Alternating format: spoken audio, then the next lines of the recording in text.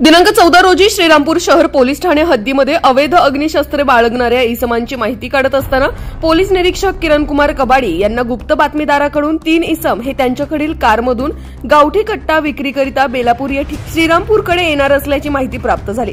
मिळालेल्या माहितीनुसार तेथील पथकास कळवून खात्री करून तात्काळ कारवाई करण्याबाबत आदेश देण्यात आले। पथकाने मिळालेल्या माहितीच्या आधारे श्रीरामपूर ते बेलापूर जाणाऱ्या रोडवर अनारसे हॉस्पिटलच्या समोर रोडलगत सापळा रचून थांबले असता बातमीतील वाहन येताना दिसले। पथकाने सदर वाहन थांबवून त्यामधील इसमांना त्यांचे नावगाव विचारता त्यांनी त्यांची नावे आनंदा यशवंत काळे, विशाल बबन सोजवळ, विजय यशवंत काळे अशी नावे असल्याचं सांगितलं।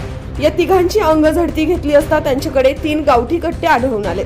यापुढील तपास पोलीस यंत्रणा करत आहे।